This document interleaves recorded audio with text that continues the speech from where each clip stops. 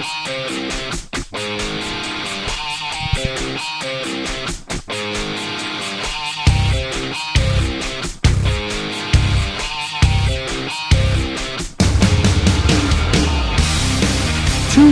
Nation, welcome in again to another edition of the 2U's podcast.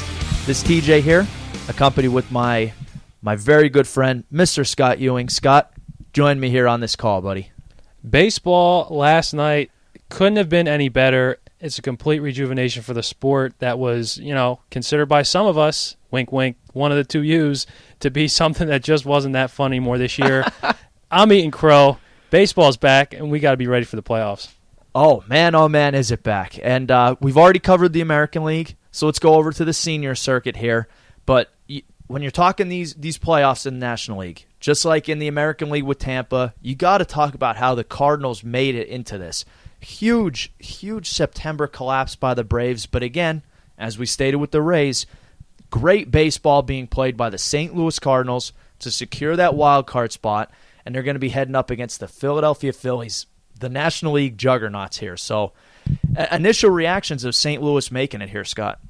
Real tough matchup. The Cardinals battled all month just to sneak into the postseason, and they celebrated yesterday. They'll actually have an extra day off, which helps all four of these National League teams. No doubt. We might talk about that in a minute.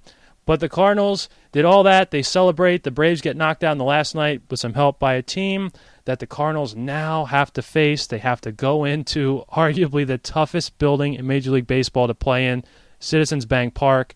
That crowd is going to be at another level. This is the best Phillies team ever assembled in franchise history. It's the best team the town's ever seen. So that place is going to be jumping, and the Cardinals may just walk into a buzzsaw. We'll get our predictions on this series and the other one a little later. But no, your reaction on St. Louis and, like you said, the juggernaut of the National League, Philadelphia. Well, congratulations to St. Louis. With every collapse, we said this again with the Rays, with every collapse you have to have a team that jumps up and seizes the moment. A couple of years ago, it was my Phillies. The Mets were the ones with the collapse, and you see the kind of emotion that brings about. But as you kind of said, now St. Louis has to face the reality that you're getting the best team in baseball, and you're getting the best team in Phillies history, and you're getting a confident team, and you're getting aces, 4 of them. And it is a daunting task. It's not impossible. St. Louis has talent. They have pitching talent, too.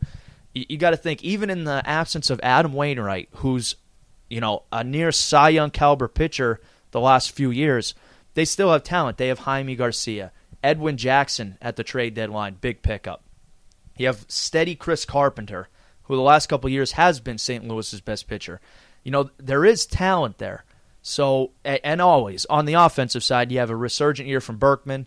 You have another steady year from Pujols, even though he was up and down a little bit. The numbers are still there.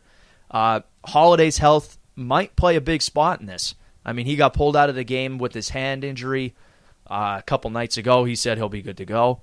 You never really know. He's a tough guy, as anybody that saw that slide with his face can tell you. But it's going to come down to the pitching. You have arguably one of the best staffs of all time in Philly. And is that too much for the Cardinals, Scott? I pose that to you.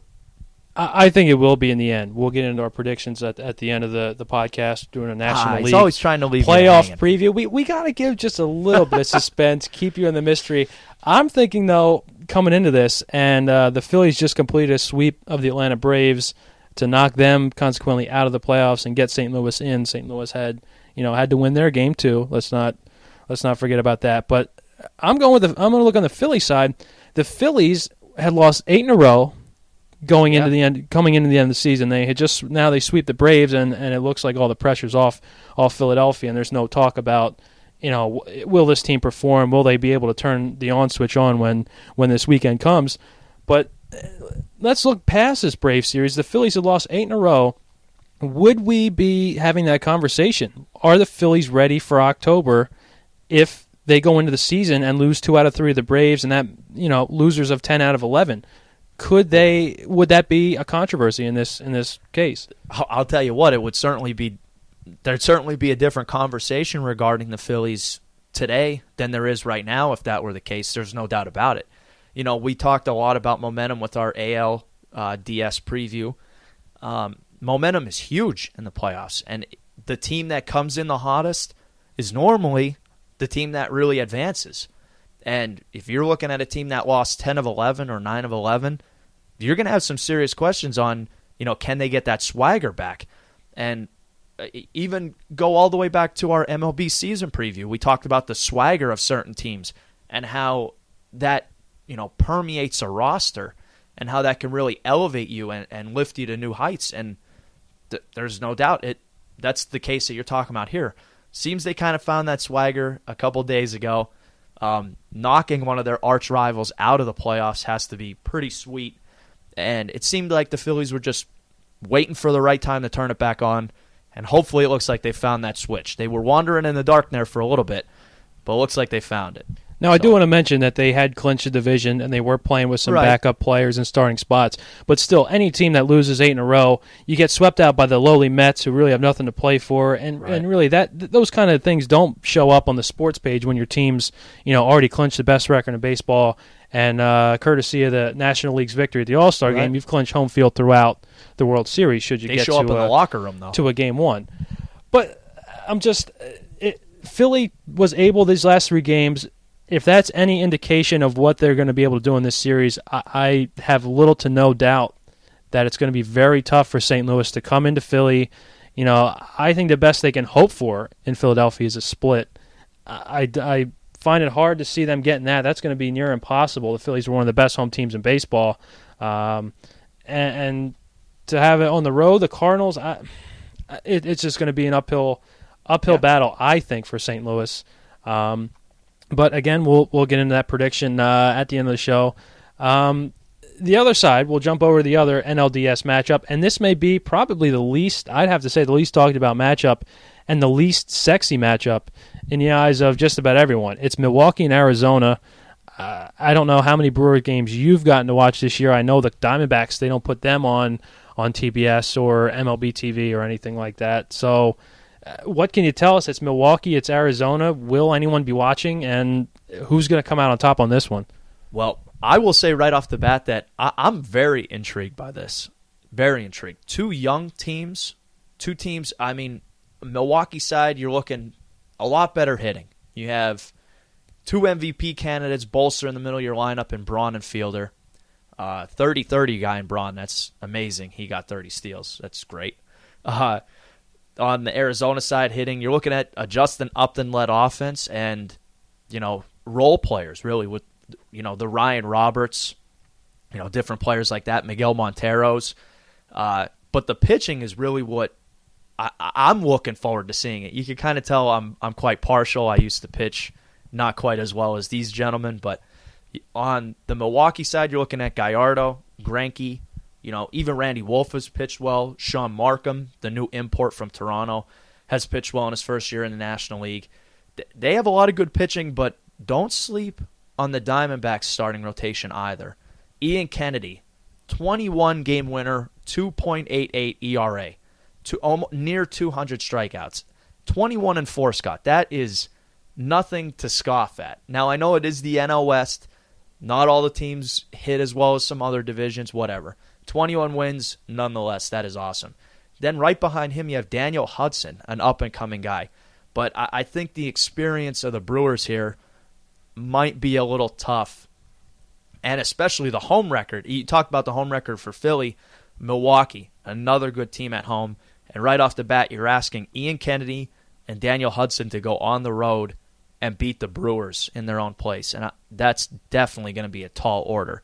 But, you're an NL West guy. You could talk about like Kirk Gibson brought these Diamondbacks out of nowhere, Scott. He's done a terrific job this season. And I have to say that it really mirrors what the San Diego Padres did last season up until about the last month. Now, in the last month, they collapsed. They had lost 10 in a row, and they got beat by the Giants on the last day eventually to lose the division and miss out in the playoffs entirely after leading it the whole year. Arizona has led this division most of the whole year. Now, the Giants, as a bitter, angry Giants fan that we are not going back to the postseason to defend our crown, there's not much to hate about Arizona. They're a young, scrappy bunch with a lot of guys that you don't know or I don't know. You know them, but ESPN, Bristol, the Northeast media bias. They have no idea who a lot of these guys are. And I got to say, I'm in that same boat. I have no idea. I really don't know how Ian Kennedy, I don't know who that is, but I don't know how he won 21 games. You could say he's pitching in a bad division, but when you're 21-4 in the season, you do play two other divisions. You play the Central and you play the East. And, the Phillies are there, the Braves are there. There's some great teams in the National League, don't get me wrong. So, yeah, a lot like San Diego, scrappy bunch. Pitching is going to be the key for this series and for their team. They don't live and die with the offense. That's basically the National League West, outside of maybe a Colorado or Los Angeles. The pitching is what gets these teams in.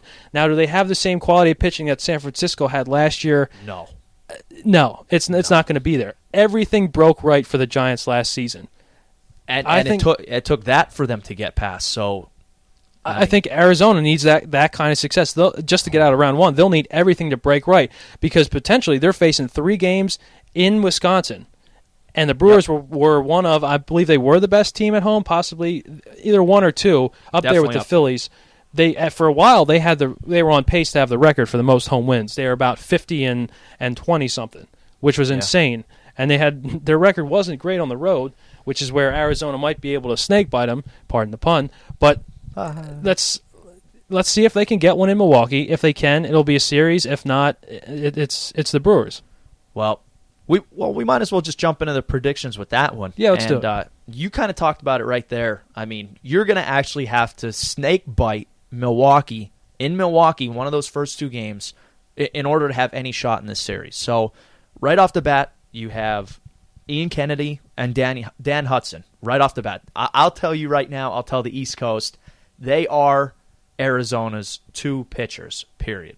Joe Saunders, he's an okay lefty, doesn't blow you away.